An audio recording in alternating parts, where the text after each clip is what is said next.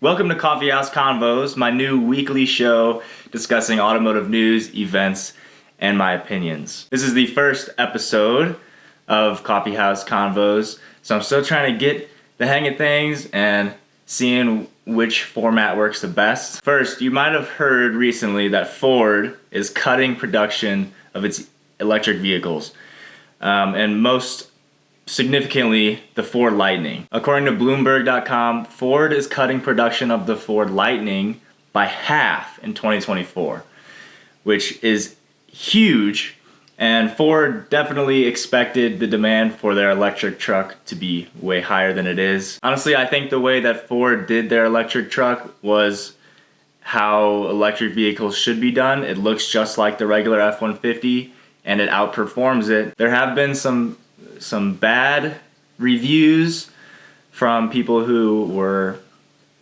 testing the Ford Lightning by towing a big camper behind it up and down mountain passes, and it did not perform well. But when you compare the Ford Lightning to something like the Tesla Cybertruck, you can see that Ford went with the original style of a truck, which I think appealed to a lot of people, whereas Tesla went with a real out-of-the-box design for their Cybertruck. And honestly, the Cybertruck seems to be getting a lot of good press. People, at least when people see it in real life, they're blown away. It probably looks way cooler in real life than it does in photos, but it's just something that people aren't used to seeing yet. So Ford cutting back on their production of the Ford Lightning could be a sign of a slowing electric vehicle demand. And that leads to another topic, which is, should we really just be jumping into fully electric vehicles? For the past 100 years, we've done basically all gasoline, and now we're just kind of jumping right into fully electric. So a big reason for the push for electric vehicles is the environmental impact that gasoline vehicles has. It releases a lot of CO2, But what is the environmental impact of extracting all of the materials for the electric vehicles? I'm sure it's the same, if not worse, than internal combustion engine vehicles. You have to get all that cobalt out of the earth, and these are just more non-renewable resources that we're depleting. I think a better solution, and what a lot of companies I see are turning to, recently especially, is a push for more hybrid technology. You've probably noticed that a lot of cars have an option for a plug-in hybrid. Some don't even have the option, some are just only hybrid. And I think it might be the happy medium between internal combustion and fully electric, because we have been able to make our small internal combustion engines extremely efficient. So you can have a 4-cylinder engine producing 150, 200 horsepower and able to achieve 30, 40 miles per gallon. Plus, if you add on an electric, a battery to that vehicle, then you have the option to be all-wheel drive, first of all. Second of all, you have the battery being able to help the internal combustion engine, so you're just increasing horsepower, and since the battery can help the motor, the engine, you're increasing your fuel economy.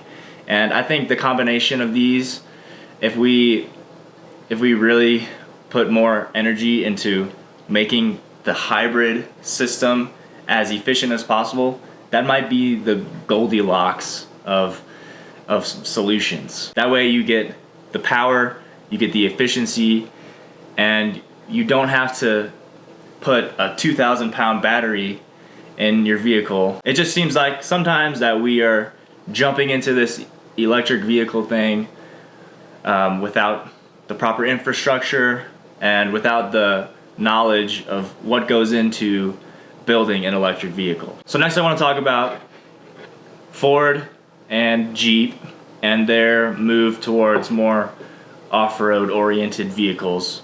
as far as the Jeep Wrangler and the Ford Bronco. And I also want to talk about Chevy and what they're doing with the Blazer and what they should have done with the Blazer. So the Jeep CJ, the very first civilian Jeep, that's what CJ stands for, civilian Jeep, came out in 1944 by Willys Overland. So Willys Overland was kind of the first to do it. And then shortly after, well, not really shortly, but about 20 years later in 1966, Ford released the Bronco.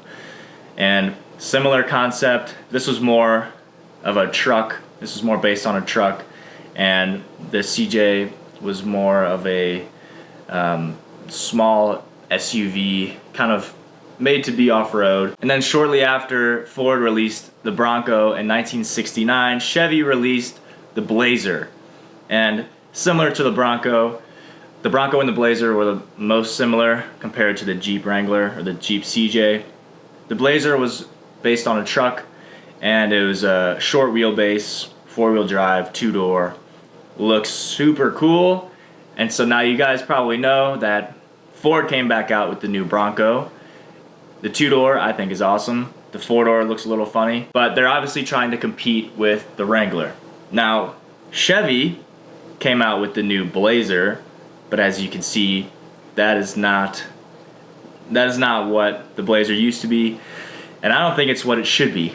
I think Chevy needs to come out with another short wheelbase, off-road inspired 4x4 truck that competes with the Bronco and the Wrangler. Now you could argue that GM did come out with the Hummer EV, which is really cool, but obviously it's like $90,000, crazy expensive. So a lot of people say that the new Wrangler is absurdly expensive, way more expensive than it should be, way more expensive than it used to be. You can probably get a new two-door Wrangler for around $29,000, $30,000, base model, no options. You might know I have a 2005 Jeep Wrangler. If you look at the sticker price from 2005 for a Jeep Wrangler X, not a Rubicon, just basically a base model Wrangler, you're looking at $18,500 in 2005 money. Today, that would be about $29,700. So it is about the same. On the other hand, if you were to get a 2005 Jeep Wrangler Unlimited Rubicon, which is the long wheelbase Rubicon, all the options, the lockers, all that good stuff, in 2005, it was $29,000. Now today, if you adjust it for inflation, that's about $50,000. Let me get the exact number. $29,000 in 2005 is about $46,000 today. So really, when you look at it and you adjust these numbers for inflation, the new Jeep Wrangler is about the same price, and you're probably getting more for the new one than you were for the old one.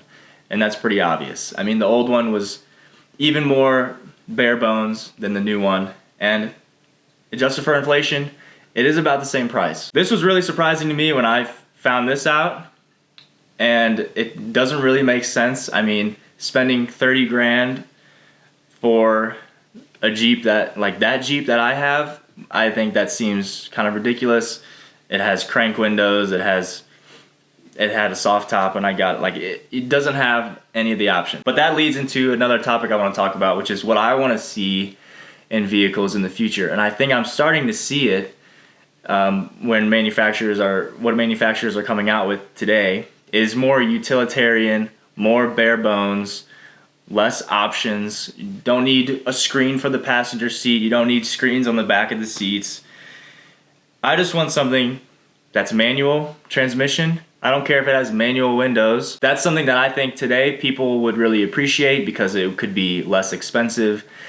And also it's something that could be more reliable and not as technically complicated with all the computers and all the stuff that new cars have today. And I think I'm starting to see that with the new Land Cruiser that came out in India. That is, if they would release that in the US, I think it would do well. And they're never going to release something like that. But also with new designs like the new Lexus, the 4Runner competitor, basically, It's more of a boxy utilitarian design. So if manufacturers keep going in this direction, that more utilitarian style design, we could go back to more bare bones, less options. You can buy it for cheap. You can buy it without any options. That's what I want to see, and it looks like we might be moving in that direction. Only time will tell. Okay, now for events. I'm excited about this part because the event we're going to talk about today is Overland Expo Mountain West. This is going to be happening in August, I think August 17th.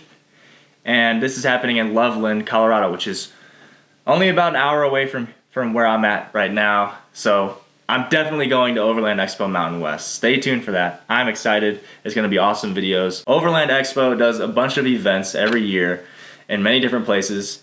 There's Overland Expo West, which is, I think, in Arizona. Mountain West is here in Colorado. Overland Expo East is in Virginia.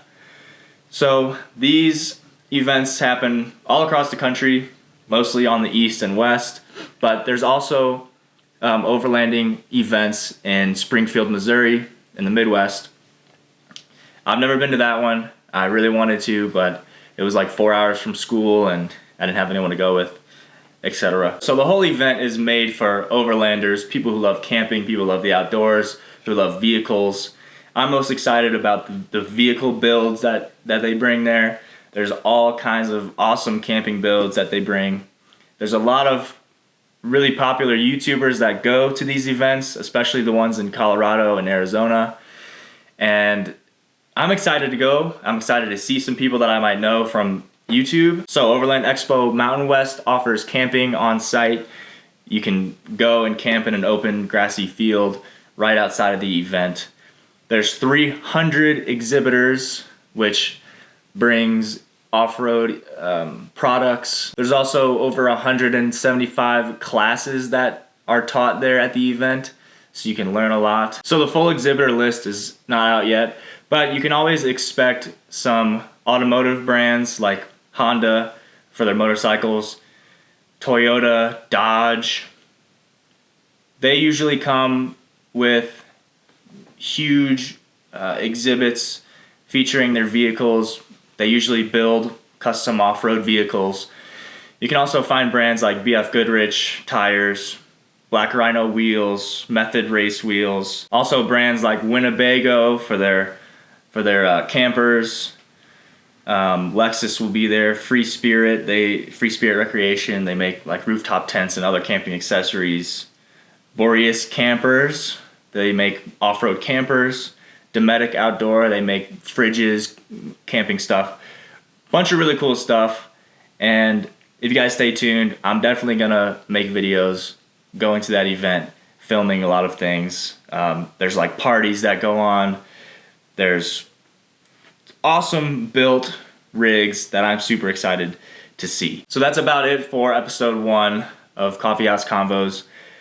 I realized that I think next time I should probably write down more of a script to make it less edited so that I actually know what I'm going to talk about. But overall, please let me know what you guys think in the comments. If you enjoyed, leave a like, subscribe for more videos. Stay tuned for this Sunday morning for another weekly video. I'll see you guys in the next one. Peace.